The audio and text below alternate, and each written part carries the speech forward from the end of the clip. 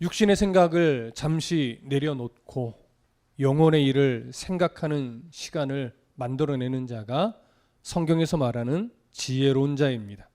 바로 지혜의 소리에 반응하는 자의 모습이죠.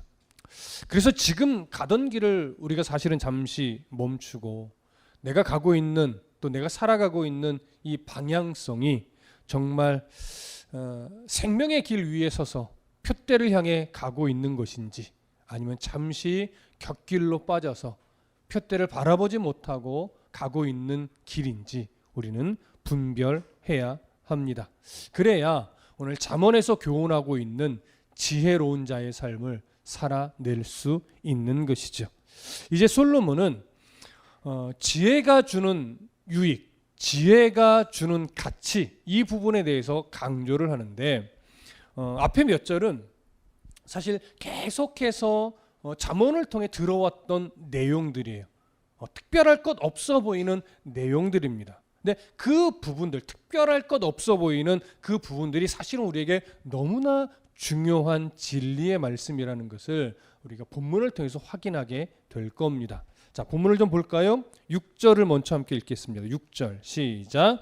너희는 들을지어다 내가 가장 선한 것을 말하리라. 내 입술을 열어 정직을 내리라. 자, 지혜가 이렇게 외치는 겁니다. 너희는 들을지어다. 지혜의 말을 들으라는 얘기죠. 이걸 강조하는, 그러니까 들을지어다, 들어야 한다, 이걸 먼저 강조하는 건데, 지혜가 외치는 소리를 주의 깊게 들어야 한다고 강조하면서 이 히브리어 성경으로 보면 그 사이에 키라고 하는 연결어가 있는데, 이 키는 뭐냐면 왜냐하면이란 말이에요. 그러니까 너희는 지금 지혜가 전하는 말을 주의 깊게 잘 들어야 된다. 왜냐하면 이렇게 되는 거죠. 그러면서 지혜의 말을 잘 들어야만 하는 이유를 나열해 가는데, 그 첫 번째가 뭐냐면 내가 가장 선한 것을 말하기 때문이다, 이렇게 되는 거예요. 그럼 여러분, 여기서 말하는, 지혜가 말하는 가장 선한 것 뭘까요? 단순하게 착한 것을 의미하는 게 아니겠죠.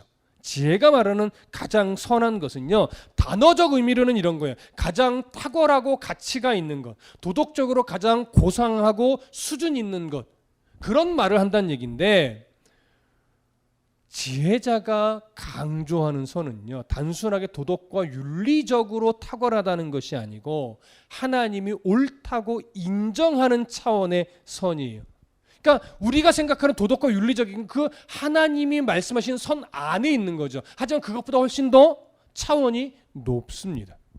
그렇기 때문에 하나님이 인정하시는 가치가 가장 탁월한 가치고, 하나님이 인정하는 그 도덕의 수준이 가장 고상한 수준이라고 말하는 거예요.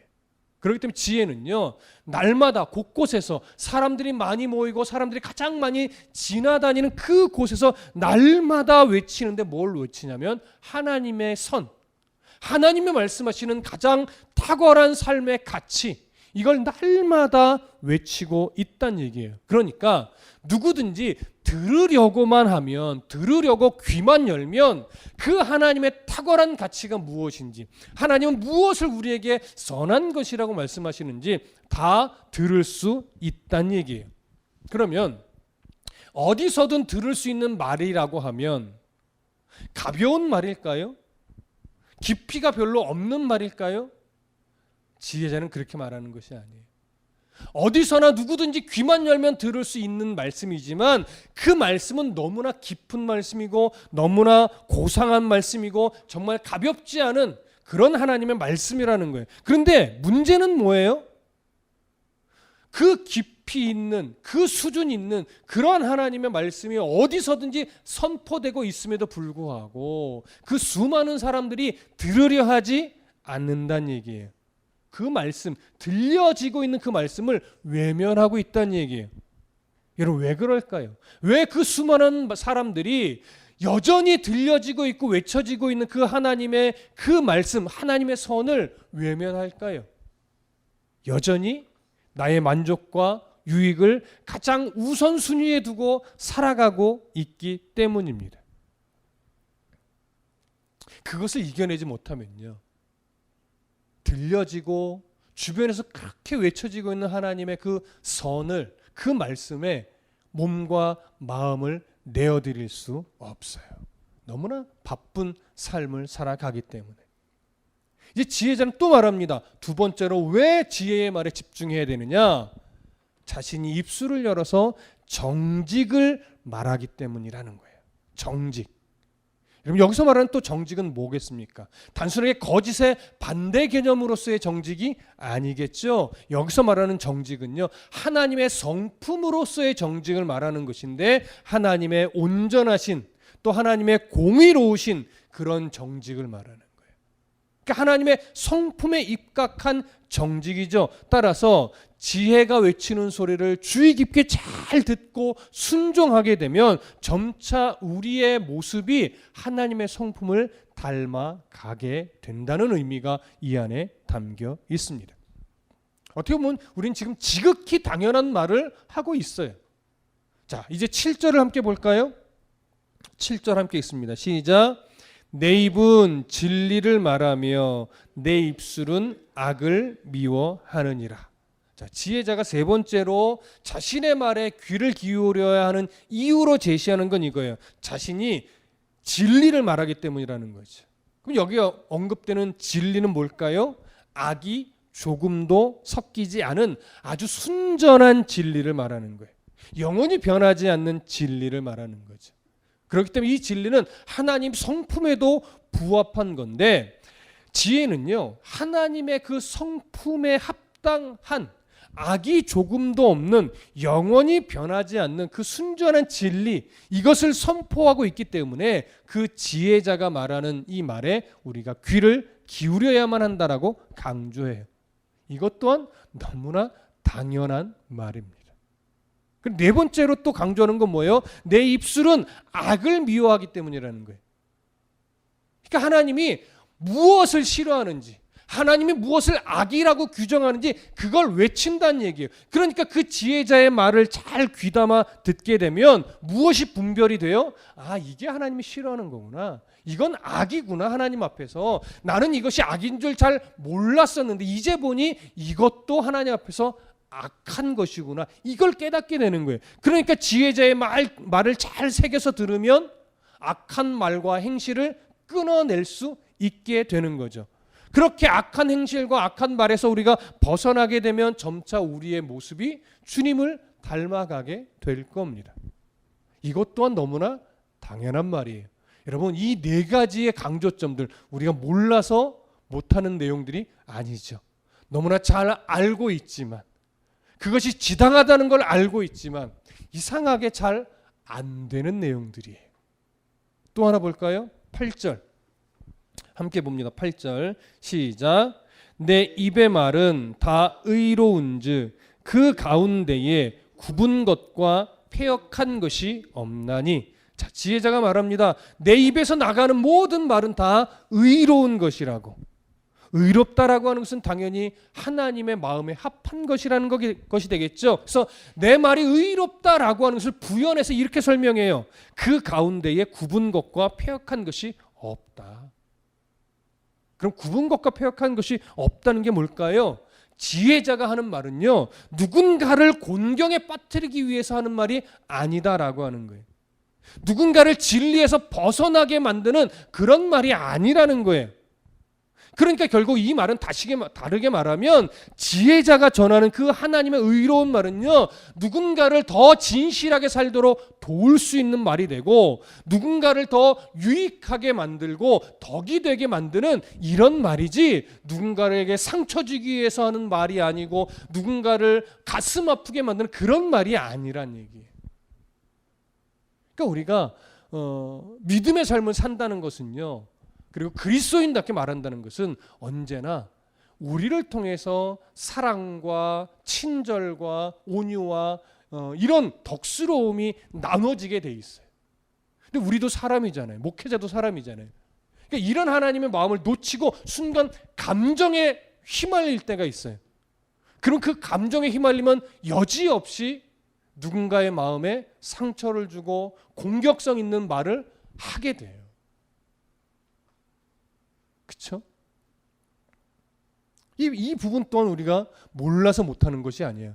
감정의 순간 휩싸이면 나도 모르게 그렇게 되는 거죠. 자, 이런 너무나 성경 안에서 또 잠언 안에서 여전히 계속되어 왔던 당연한 말들, 우리가 익히 알고 있는 진리들을 지금 나누고 있습니다. 근데 이제 진짜 중요한 건 9절이에요. 9절 다 같이 볼까요? 함께 읽습니다. 시작. 이는 다 총명 있는 자가 밝히 아는 바요, 지식 얻은 자가 정직하게 여기는 바라. 자, 잘 들어보세요. 여기서요, 지금까지 한 이 교훈의 말들은 총명 있는 자가 다 밝히 아는 바다, 이렇게 얘기를 해요. 정직한 자는 다 인정하고 있는 그런 내용들이다, 이 얘기를 하는 거예요. 그래서 여러분, 이 말이요, 그러니까 총명이 있어야 됩니다, 이걸 말하지 않아요. 그러니까 지식을 얻어야 됩니다, 이걸 말하지 않아요. 총명이 있는 자라면, 분별력이 있는 자라면, 하나님의 사람이라면 지금 이 말들이 무슨 의미인지 다 안다, 또 다 이 말씀을 인정한다, 이런 의미가 되는 거예요. 하나님의 지식을 갖고 있는 자라면 이 말이 너무나 지당하고 당연한 말이라는 걸 다 마음으로 인정한다는 얘기예요. 그렇게 산다는 얘기가 아니고, 비록 그렇게 살지는 못할지라도 이 말씀이 너무나 당연한 말이고 그렇게 해야 하는 말이고, 나는 아직 순종하지 못하지만 당연히 순종해야 될 그런 말이라는 사실을 마음으로부터 인정한다는 얘기예요. 여러분, 무슨 말씀 이해되세요? 그럼 여러분들에게 한번 묻습니다. 지금 6절부터 8절까지 지혜자가 내가 하는 말은 이런 말이기 때문에, 이런 말이기 때문에 주의 깊게 들어야 돼, 그리고 듣고 순종해야 돼, 이렇게 요구하잖아요. 여러분들이 이 말씀 들으면서 에이, 다 쓸데없는 말이지, 저런 말 뭐 들을 필요 있어, 이렇게 여겨지시나요? 아니면 내가 비록 그 말씀대로 순종하지 못하지만 너무나 당연한 말이다, 이건 정말 하나님의 마음에 합한 말이다, 근데 왜 나는 이렇게 못 살고 있을까, 이렇게 생각이 드십니까? 생각이 든다면, 당연하다고 여겨진다면 여러분은 참으로 복된 사람인 거예요. 그리고 이 말씀을 들으면서 그렇게 행하지 못하고 있는 나를 발견하면서 마음에 뭔가 하나님 앞에 죄송스러움을 가지고 있다면 여러분들은 정말 총명한 사람이 맞아요. 여기서 총명하다는 건 똑똑하다는 게 아니란 말이에요. 분별력이 있다는 거예요. 하나님의 말씀을 하나님의 말씀으로 내가 인정할 수 있는 그런 하나님의 자녀라는 의미란 말이죠. 그러니까 이 말씀이 부담스럽더라도 아멘이 되어진다면 여러분들은 정말 하나님의 사람이 맞다라고 하는 증거가 돼요. 이해되십니까? 여러분 모두 하나님의 사람 맞으시죠? 그래서 10절이 중요해요. 또. 자, 10절 다 같이 읽을까요? 시작. 너희가 은을 받지 말고 나의 훈계를 받으며 정금보다 지식을 얻으라. 자, 이제 좀 부담스러운 말입니다. 자, 무슨 의미냐? 너희가 은을 받지 말고 나의 훈계를 받으라. 이것은요, 은은 우리가 재물을 의미하는 거잖아요. 우리가 좋아하는 것들, 가지고 싶은 것들, 소유하고 싶은 것들, 누리고 싶은 것들, 이런 것들이에요. 대표적으로는 뭐 돈이 되겠지만, 너희가 돈을 사랑하지 말고 뭘 더 사랑하라는 걸까요? 하나님의 말씀, 또 우리를 채찍질해주는 말씀, 하나님이 나의 마음에 교훈하는 말씀, 이런 말씀들을 더 사모하라는 거예요. 그렇다고 해서 재물이, 내가 가지고 싶은 게, 내가 소유하고 싶은 것들이 다 무의미하다, 무가치하다, 그것 찾지 말아라, 구하지 말아라, 이런 의미일까요? 절대 아닙니다. 그런 거 의미 아닙니다. 우리에게 재물도 필요하고 무엇인가 누리는 것도 필요하고 가지고 싶은 것도 중요해요. 하지만 하나님께서, 지혜자가 강조하는 것은 뭐냐면, 그것들이 귀하고 의미도 있지만 그것보다 하나님의 말씀, 나를 또 훈계하는 말씀, 나에게 주시는 교훈의 말씀을 더 우선적으로 사랑할 수 있어야 된다, 이거예요. 예전 우리 신앙의 어른들의 신앙을 보면, 그러니까 60년대 70년대의 신앙을 보면 사실은 조금 무리한 신앙이었어요. 그럼에도 불구하고 너무나 고귀한 신앙이었어요. 어떤 의미에서요? 여러분, 주일 성수 예전에는 어떻게 지켰습니까? 새벽부터 밤까지 교회에서 온전히, 가능하면 가게에서 뭐 사 먹지도 말고, 가능하면 또 대중교통도 타지 말고, 그래서 사사로이 돈을 쓰지 않는 거예요. 하나님 앞에 예물을 드리더라도 구겨진 돈이 아니고, 구겨졌더라도 집에서 다리미로 다 펴서 그렇게 주의를 지키게 가르쳐 왔어요. 그리고 많은 우리의 어른들이 그렇게 신앙을 지켰어요. 여러분, 성경과는 조금 달라요. 성경은 그런 식의 주일 성수를 말하지는 않아요. 하지만 그럼에도 불구하고 그렇게 지켰던 어른들의 신앙이 있었기 때문에 지금 교회가 유지되는 거예요, 여러분. 그 신앙의 중심만큼은, 그렇게 하나님 앞에 올바르게 드리고자 했던 마음의 중심만큼은 우리가 본받아야 돼요. 그런데 그 마음이 어디서 오는 거예요? 조금 과했지만, 성경과는 조금 달랐지만, 그럼에도 불구하고 그 신앙이 어디서 오는 거냐고요. 세상에 유희를 즐기는 것보다 우리 하나님의 말씀 안에서 주일을 더 성전에서 지내는 것이 더 귀하다, 더 의미 있다, 더 가치 있다, 이런 기준에서 왔던 거란 말이에요. 그래서 그 중심은 너무나 소중했어요. 여러분, 사실 코로나 전만 해도, 한 5, 6년 전만 해도요, 아무리 피곤해도 새벽 예배들 빠지신 적 거의 없잖아요. 피곤해도 어떻게 해서든지 새벽 예배만큼은 나가서 기도하려고 노력했었잖아요. 근데 코로나가 지나고 삶이 바빠지고 하면서 여러분, 새벽 예배 안 드리는 교회 많아요. 우리 교회도 안 드리기도 하고 못 드리기도 해요. 제가 나오기 싫어서 안 드리는 건 아니에요. 근데 또 안 드리다 보니까 저도 거기에 또 익숙해져 있어요. 그러니까 저한테도 문제가 있는 거죠. 이건 새벽 예배를 드리면 고급한 신앙이고 새벽 예배를 안 드리면 고급하지 않은 신앙이다, 이걸 말하는 것이 아니에요. 우리의 삶의 우선순위와 열심이요, 많이 약해져 있음을 말하는 거예요. 무슨 의도로 말씀드리는지 아시겠죠? 오늘 10절에서 말은 너희가 은을 받지 말고 나의 훈계를 받으라는 것이 그거예요.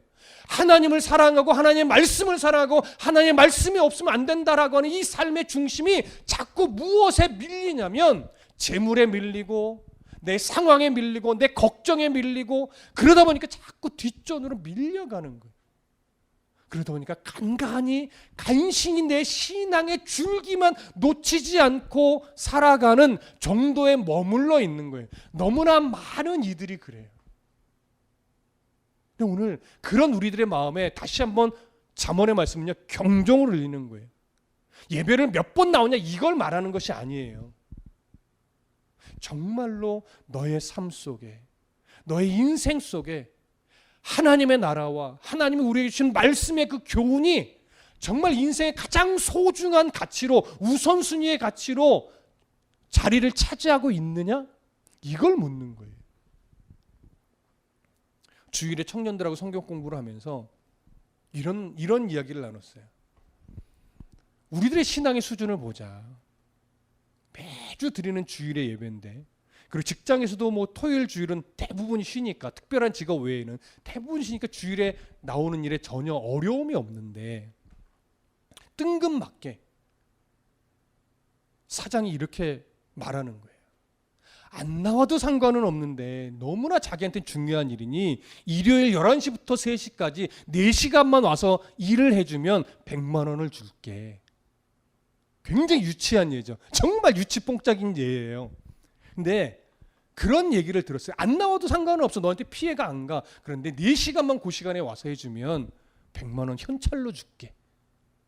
청년들이 그 이야기를 들었다면 뭐라고 반응하겠느냐 물었더니 청년들이 뭐라고 대답할까요?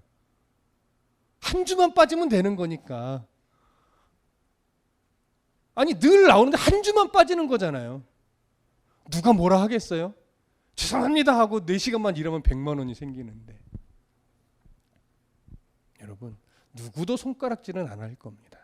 그러나 그 순간 우리는 하나님을 예배하는 가치와 말씀을 듣는 가치와 성경 공부라는 그 가치를 100만 원에 넘겨버린 거예요. 단호하게 그 100만 원을 거절할 수 있는 신앙의 수준이 되기를 소망한다, 이것들아 하면서 이제 정리를 했는데, 여러분, 이게 우스개 얘기지만 우리의 삶을 돌아보십시오. 하나님을 사랑한다 하면서 우리는 바꾸지 않아도 될 하나님의 말씀의 가치를 많이 바꿔왔어요. 물론 힘겨운 순간도 있어요. 어쩔 수 없는 순간도 있어요. 그걸 다 싸들면서 틀렸다 이걸 얘기하는 것이 아니에요. 그런데 돌아보시라고요. 내가 조금만 포기하면 안 바꿔도 될 수 있는 상황인데 그걸 내 마음 때문에, 내 욕심 때문에, 내 정욕 때문에 바꾸는 거예요. 그게 우리의 수준이에요. 그럼 이태희 목사 당신은 없습니까? 저도 있어요. 저도 있으니까 하는 말이에요. 모두가 있어요. 아닌 것처럼 표정 짓고 계시지만 다 있단 말이에요. 조금씩 정도의 차이만 있을 뿐이지 우리는 많이 바꿔요. 근데 오늘 지혜자는 그걸 얘기하는 거예요. 너희가 하나님의 사람이지 않니? 너희가 이 말씀이 정말 그렇다라고 인정이 되고 아멘으로 받고 있는 자들 아니니? 그러니 이제 다시 한번 너희들 중심을 정리해서 너희들 안에 하나님의 훈계보다 은을 더 소중하게 여기던 모습이 보인다면 이제는 그걸 빼앗기지 않는 씨름을 이제 다시 시작해 주라. 이걸 말하는 거죠. 그래서 나의 훈계를 받고 정금보다 지식을 더 얻는 일에 힘을 내고 노력해서 이전보다는 조금 더 하나님의 말씀과 예배와 하나님을 섬기는 이 일을 조금 더 우선순위로 놔서 예전에 이만큼 뺏겼다면 이제는 조금 덜 뺏기는 그 애씀을 가져달라는 거예요. 그렇게 한 걸음씩 바꿔가다 보면 어느 순간 내 삶이요 정말 거의 모든 부분이 하나님이 가장 우선순위에 있는 그런 인생이 되어가는 거예요. 여러분 단번에 다 안 돼요. 알죠? 해보셨잖아요. 근데 안 돼요.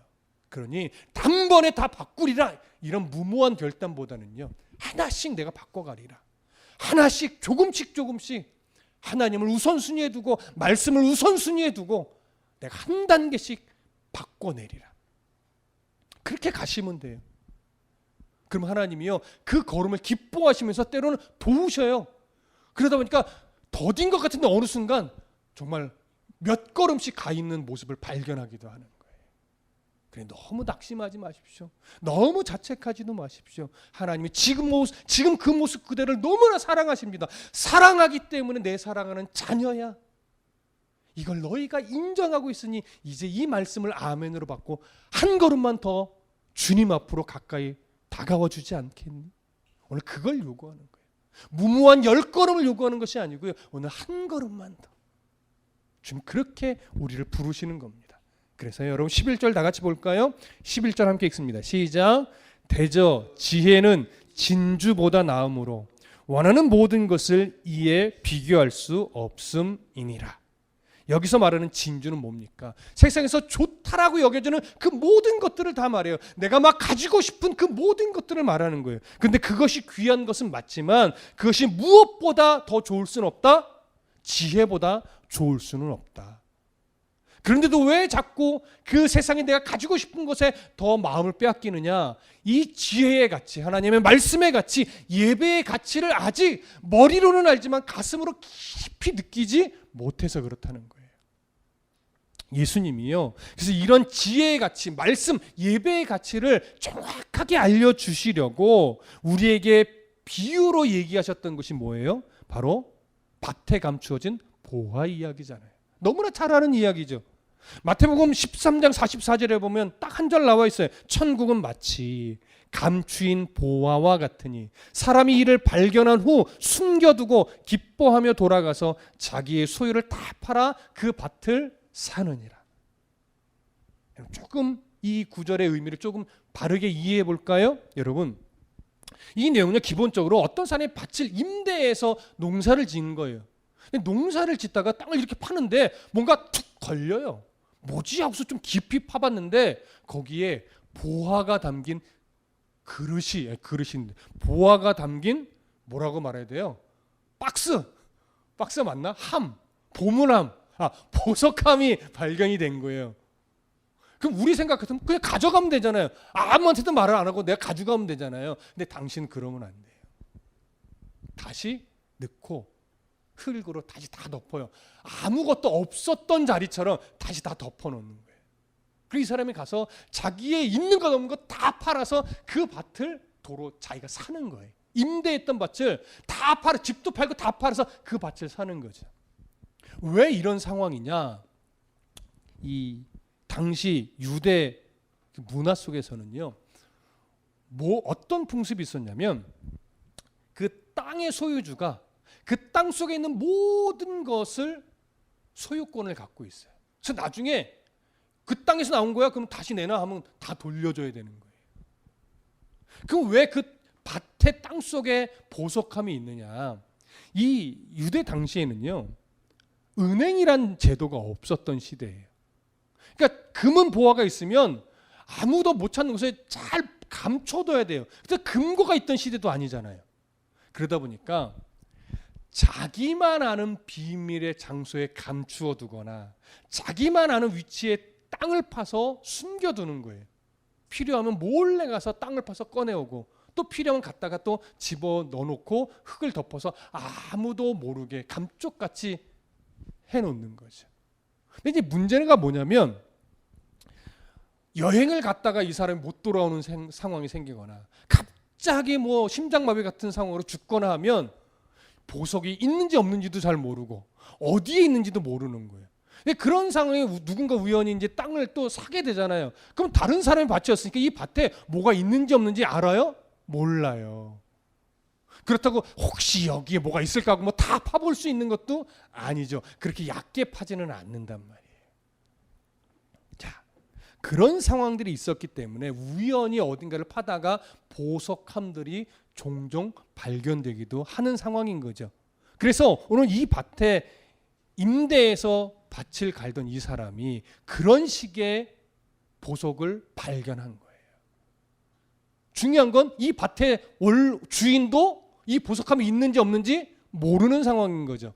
그러니까 다시 덮어두고 다 한 다음에 집으로 돌아가서 모든 걸 다 팝니다. 그 집 식구들이나 주변 사람들이 난리가 났죠. 제가 미쳤나? 왜 지금 다 팔고 저 밭을 살려고 하는 거야? 그리 좋지도 않은 밭인데 이렇게 되는 거죠. 그러면 시세만큼 돈을 주고 샀을까요? 시세보다 더 비싸게 샀을까요? 상황적으로 보면요, 시세보다 더 비싸게 샀을 가능성이 많습니다. 그러니까 주변에서 난리가 났죠. 미친 거 아니냐고. 저 밭을 사는 것도 이해가 안 되는데 저렇게 비싸게 사는 게 이해가 안 된다고 막 만류도 했을 것이고 비웃기도 했을 것이고 조롱도 했을 거예요. 근데 보세요. 이 사람은 그런 소리들에 연연할까요? 안 할까요? 누가 비웃든지 누가 조롱하든지 아니 심지어 욕을 하든지 이 사람은 계속 뭐 할까요? 웃죠. 거기에 뭐 같이 화를 낼 이유도 없는 거예요. 왜? 아무도 모르거든. 내가 왜 이 비싸게 돈을 주고 다 팔아서 저 밭을 사는지 아무도 몰라요. 그러니까 누가 뭐라 하든 조롱을 하든 비웃든 전혀 신경을 안 쓰는 거예요. 왜? 나는 이 밭의 가치를 알거든요. 단순하게 눈에 보이는 그런 가치가 아니라는 걸 알거든요. 무슨 의미인지 이해되십니까? 여러분, 지혜자가 말하는 것은요, 하나님의 나라의 가치가 그렇다는 거예요. 하나님의 말씀이 우리를 이끌어가는 삶의 가치가 그렇다는 거예요. 그렇기 때문에 우리가 그 하나님의 나라의 가치를, 예배의 가치를, 하나님의 말씀의 가치를 정말로 가슴 깊이 절절하게 안다면 환경이 안 뺏겨요. 물질이 안 뺏겨요. 또 근심에 뺏기지 않는다는 얘기예요. 그래서 우리가 오늘날 정말 필요한 것은 뭐냐면 성경을 지식적으로 많이 아는 것, 이게 중요한 것이 아니고요. 다시금 우리 안에 하나님 나라의 가치가 온전하게 그 가치를 깊이 알아지게 되는, 그래서 인정하게 되고 그 하나님의 나라를 소망하게 되는 그 은혜가 다시 한번 회복이 되어야 해요. 말씀의 가치, 예배의 가치가 그렇게 내 안에 다시 한번 하나님 회복될 수 있도록 해달라고 기도하셔야 돼요. 머리로만 알게 되는 건요, 얼마 못 가요. 그런데 그게 가슴 깊은 곳에서부터 깨달아 알아지면서 은혜로 다시 회복이 되잖아요. 아무도 못 말려요. 예배의 자리에 나오는 거, 말씀을 읽고 그 속에서 자꾸 은혜를 캐내는 거, 이 기쁨과 이 감사는요, 그 누구도 빼앗을 수가 없는 거예요.